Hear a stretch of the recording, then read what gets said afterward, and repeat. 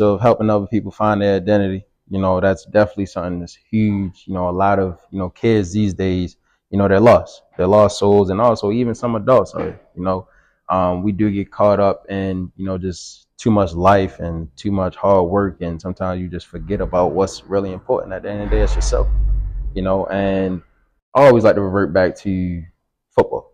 And I always tell people, like, when I was in my helmet, I felt like that was my identity. But then it came to a point where one day we had to, obviously hang up them cleats. Yeah. And that was a time where I felt lost. It was like I'd done this my whole life. I've never had to do pretty much nothing else but go to practice, go to school, come back home, do my homework, go to sleep. Boom. And that's what I did. Boom, boom, boom. All the way up to college, even with pro ball, it got to the point where it was like, it's workouts, practice, workouts, film. And that's all you know. And then now it's like to the point where, okay, now we switching to a 9 to 5.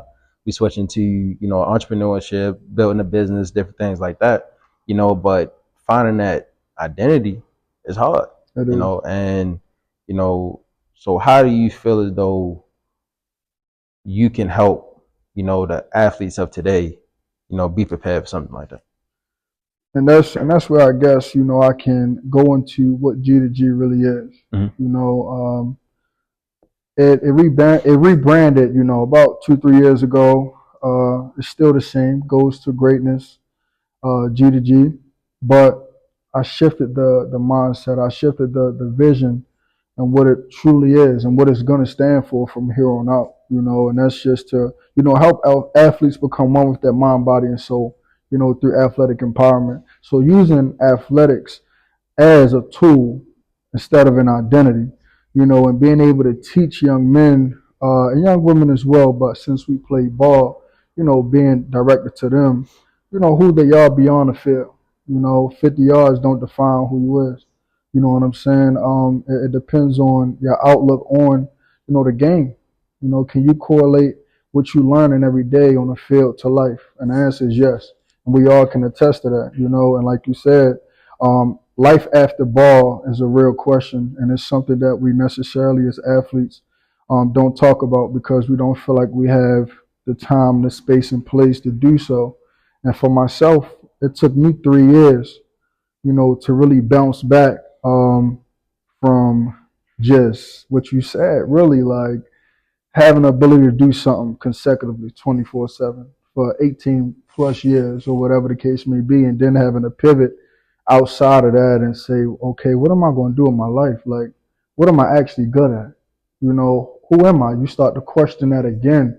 And it's like, I know who I am. Like, you know what I'm saying? But in life, you got to be proactive. You know what I'm saying? And we just used to putting in hard work. So you begin to think, how can I continue to use my body to make money or get myself out there?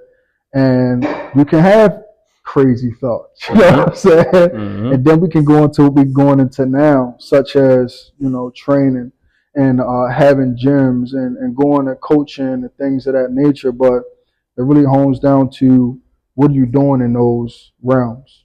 How impactful are you in those realms? Because anybody can put hard work in and get a result. But what's the longevity of it? You know what I'm saying? And that's what I desire for athletes to understand. Like, you can last longer than what we're supposed to last in life outside of the game, and I had to learn that myself. And that's why I was so impactful with my teammates, because I was showing them that, dang, like, Rev not just a football player. He not just somebody that come on the field and be a leader and hit hard and, get his hype and all of those things. But I also see his life outside of the game. I also see his character outside of the game.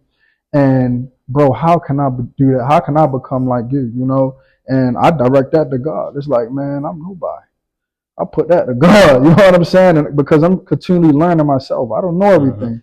I'm a man's man. I want to lead men to be men. You know what I'm saying? And I guess having that practice every day, even to the day, and helping young athletes from young to old know that, hey, let's find out who you are beyond this. So when I train people, I'm getting to the details. Like, tell me your not deepest secrets or nothing like that, but like, let's figure out who you are. You Right. know what I'm saying?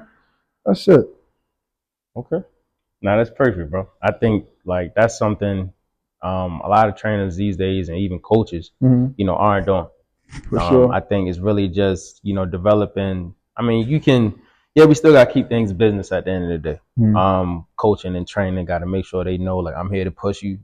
We can be friends, but it's a limit and it's a Right. boundary we have to set as coaches and trainers, and making sure these people know, like, okay, I'm here for you, but when it's time to work, it's time to work and Right. it's time to put it in, but at the end of the day, we still want to be able to connect with them, still be able to find out those problems. How was your day?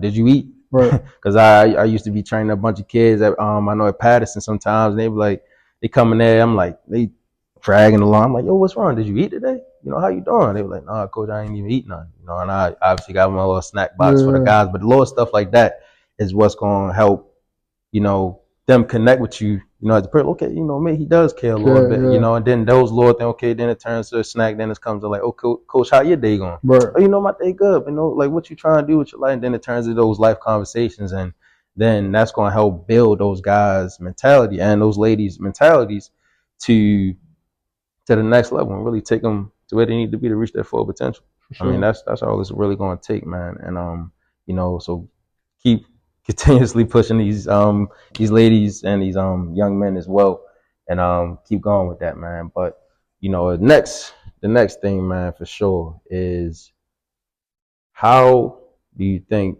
as a city we can get this wine situation under control?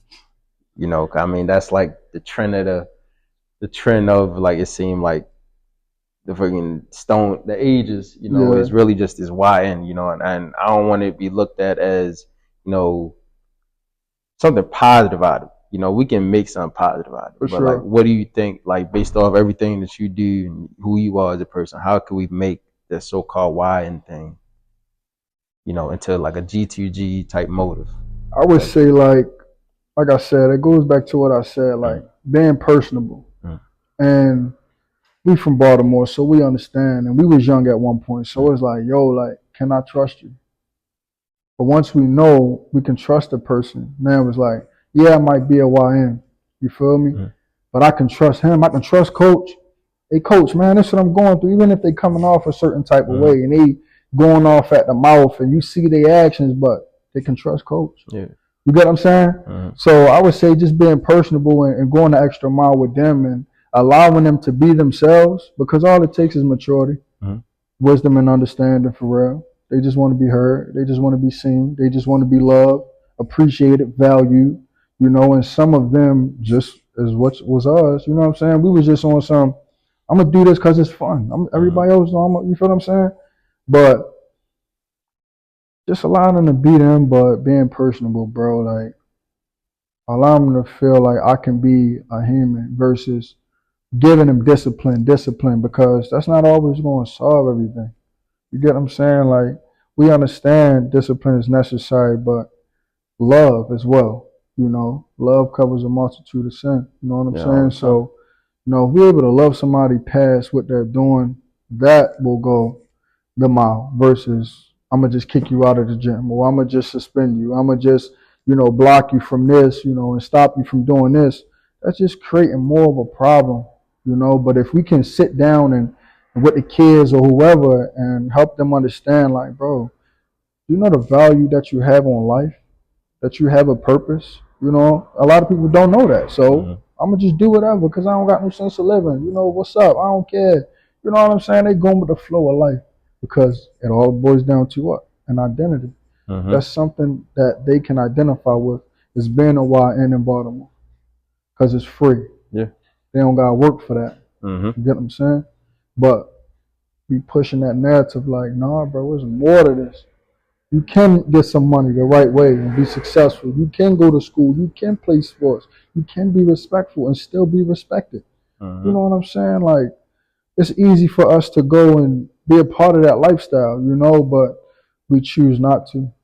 You know what I'm saying? But that's because we found hope. We found the outlet. And they can do the same thing. But for those that have been a part of my process with G2G, they understand what I bring to the table. And that's where the respect factor come from, because it's not just training. I want to see you better as an individual first.